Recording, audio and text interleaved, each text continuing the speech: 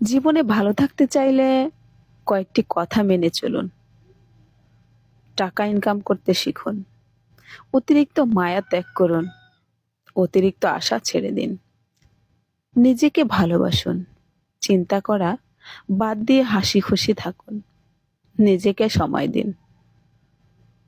মানুষের নিজের বলতে কি আছে? জন্ম অন্যজনের দান, নাম অন্যজনের দান, শিক্ষা তাও অন্যজনের দান, রোজগার অন্যজনের পয়সা, শেষ যাত্রাও অন্য কেউ নিয়ে যাবে। যদি ভুলেও কখনো গর্ব হয় এই ভেবে যে আমি ছাড়া পৃথিবী অচল, তাহলে দেয়ালে টাঙানো ওই পূর্বপুরুষদের ছবির দিকে তাকান।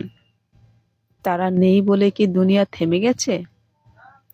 84 লক্ষ প্রাণীর বাস এই পৃথিবীতে। মানুষ হয়ে শুধু রোজগার করে, বাকি প্রাণীরা কিন্তু অনাহারে মরে না। আর মানুষই একমাত্র প্রাণী যাদের অল্পতে পেটখানা ভরে না। যে দেশে জুতা বিক্রি হয় এসি রুমে, আর বই বিক্রি হয় রাস্তার ফুটপাতে। যে দেশে দুর্নীতিবাজ থাকবে পাঁচতলায়, আর গুণীজন থাকবে গাছতলায়। এটাই স্বাভাবিক। আসলে মানুষ বড়ই আজব প্রাণী।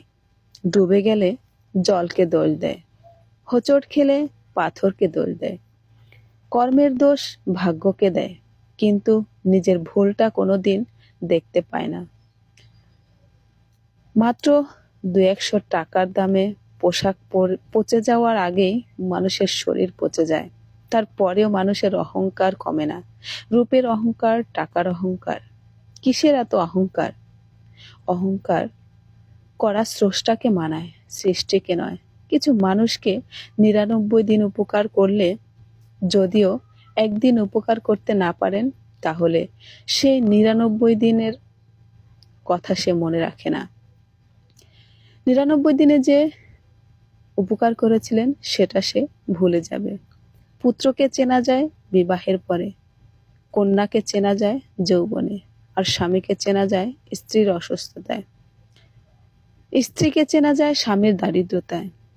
পৃথিবী বড়ই অদ্ভুত। কেউ কারো নয় স্বার্থের দুনিয়ায়। স্বার্থ আছে যতক্ষণ, আপনজন আছে ততক্ষণ। স্বার্থ ফুরিয়ে যাবে, কেউ কারো পাশে থাকবে না। আর এটাই হচ্ছে বাস্তবতা।